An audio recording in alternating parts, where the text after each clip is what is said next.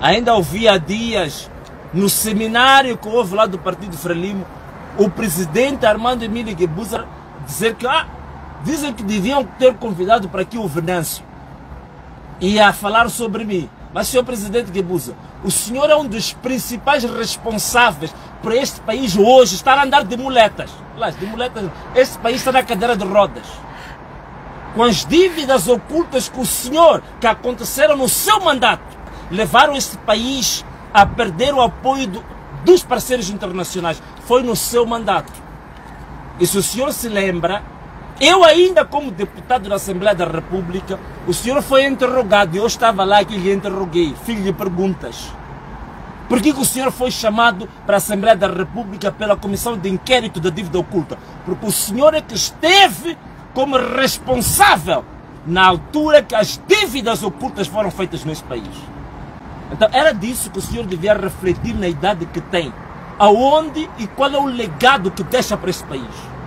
Um legado de destruição. Hoje, na mesma altura das dívidas ocultas, o seu partido Frelimo recebeu 10 milhões de dólares da empresa que levou este país a estar como ele está. Devia falar disso, Sua Excelência, Sr. Presidente.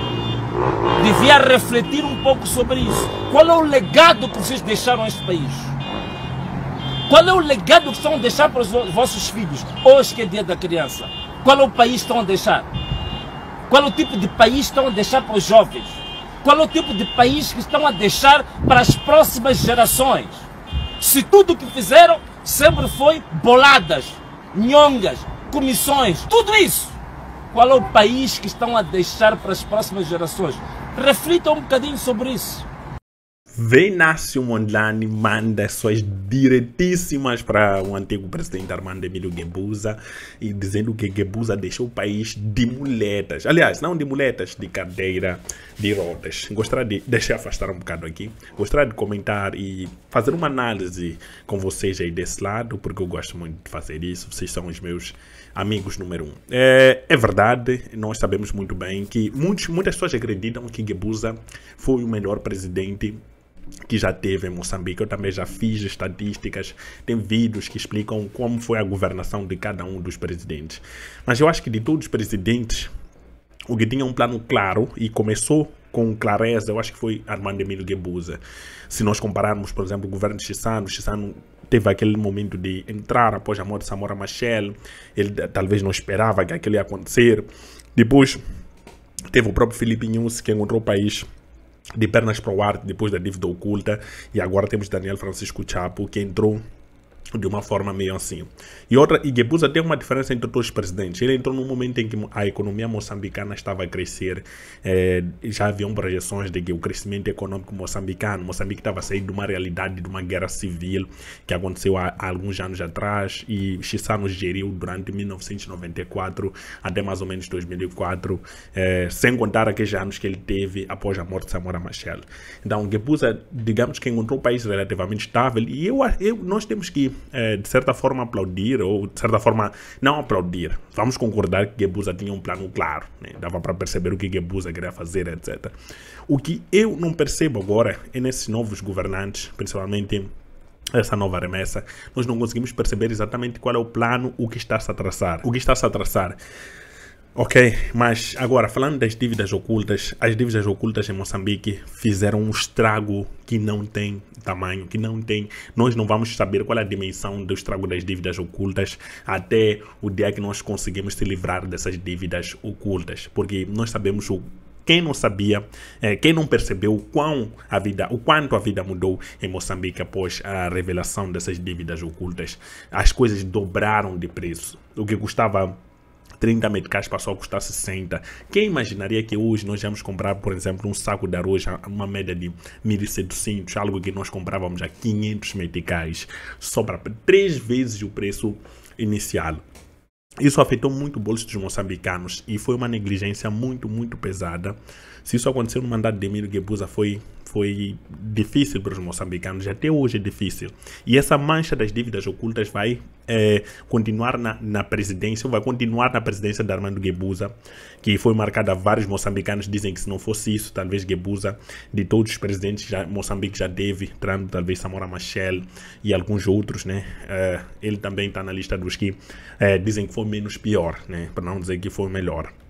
Então, essa questão é muito aquilo, porque nós temos um Moçambique antes e um Moçambique depois das dívidas ocultas. As dívidas ocultas prejudicaram de uma forma muito pesada a Moçambique. Eu acho que a maior parte desses atrasos salariais constantes que acontecem na função pública também é um pouco de consequência das dívidas ocultas, porque o próprio Estado não tem dinheiro para se gerir, percebem? E a dívida tem juros, e os juros são aqueles que corroem o poder de compra dos moçambicanos, deixam os moçambicanos cada vez mais pobres, os moçambicanos que não conseguiam ter o básico. Agora a situação piorou, sem contar que os salários sobem de forma baixa, às vezes sim, ou aquele valor mínimo. O salário mínimo não serve para quase nada. Imagina alguém que tem um salário mínimo e tem uma família inteira por sustentar, porque nós sabemos que a realidade dos moçambicanos, são poucos moçambicanos que tem um poder financeiro, uma bala na agulha. São poucos, muito poucos moçambicanos. E essa questão das dívidas ocultas já afetou de uma maneira incrível. E eu vi o discurso de Guebuza falar do Venâncio Mondlane, e uma das coisas que eu agora não gosto muito dos políticos moçambicanos é que ficam em cima do muro. Não dão respostas exatas, nem dão respostas que não levam a lugar nenhum. Essa que é a verdade. Quando você olha uma entrevista, você vê uma entrevista de um político moçambicano, sempre tenta ficar por cima do muro, a não ser os da oposição, né? Esse é um hábito que tem sido recorrente em vários fóruns políticos, em que, na maior parte das vezes, nós vemos discursos escritos e não discursos naquele momento, porque nós podemos ficar um mandato inteiro sem conhecer realmente quem é esse presidente. E nós, quando vimos alguns presidentes a tentarem improvisar, acabaram se dando mal. E Guebuza não tinha muito esse hábito, se eu me recordo bem, de improvisar, ou não improvisar necessariamente, de falar as coisas sem precisar usar um script, um papel que tem tudo aquilo que ele deve falar naquele momento. Eu acho que falta muito isso. Isso faz com que o presidente não se aproxime muito do povo e dá a entender que ele não conhece exatamente quais são os problemas de Moçambique. Então essa é uma qualidade que nós podemos atribuir a Guebuza. Mas deixando essa questão de qualidades, foi foi muito pesado aquela questão das dívidas ocultas, e sem contar que nós percebemos que hoje nós percebemos muita coisa que acontece em Moçambique graças às redes sociais e essa interação que nós temos e essa velocidade que a informação tem de chegar até as pessoas. Claro que nós podemos dizer que no meio disso existe muita informação falsa que está a circular e etc. Mas talvez naquela época, se nós já tivéssemos esse desenvolvimento das redes sociais que nós temos hoje, provavelmente nós teremos a informação das dívidas ocultas muito antes do que tivemos, né? Porque passou-se o mandato de Guebuza, depois foi-se revelar um pouco mais à frente que na verdade Moçambique tinha uma dívida de 2 mil milhões e até hoje grande parte do dinheiro não se sabe a real localização. E Venâncio Mondlane agora voltou com as lives com certa frequência. Isso é bom. Eu sempre digo para Venâncio, quem sou eu para falar com Venâncio Mondlane, apenas um jovem que gosta de informar e gosta de falar de política.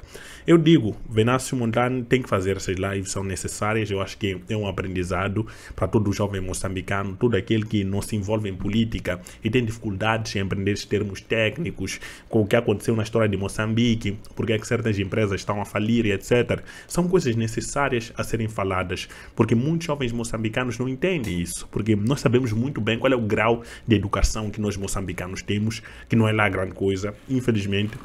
Esperemos que isso melhore ao longo do tempo, mas nós sabemos que não é lá grande coisa. Então, é importante se explicar esse tipo de termos, se explicar as situações, o que acontece na política moçambicana, para que nós cada vez mais possamos nos aproximar daquilo que é a gestão do nosso país, aproximar daquilo que é a parte administrativa do país, possamos perceber da melhor forma para podermos nos aproximar e opinar e dar as nossas ideias, porque muitas vezes as pessoas com aqueles termos muito técnicos acabamos não percebendo. Mas de certa forma é isso. Venâncio Mondlane está a cutucar o presidente Armando Emílio Guebuza e nós sabemos muito bem que o VM7 não tem papas na língua quando é hora de falar dessa questão da política moçambicana. Mas agora já falei muito, talvez falei mais do que o necessário. Coloque nos comentários a sua opinião. Eu gosto muito de informar a cada um de vocês. Por isso eu peço, coloque um like nos vídeos, por favor. Coloque um like para que esses vídeos possam chegar a mais pessoas, possam chegar a pessoas que realmente se importam com o conteúdo. Não esqueça que o lema deste canal específico é olhar África, olhar Moçambique e olhar todo mundo numa perspectiva africana. Muito obrigado por estar aqui comigo e até a próxima. Fique ligado porque sempre há muito conteúdo aqui no canal. Tchau!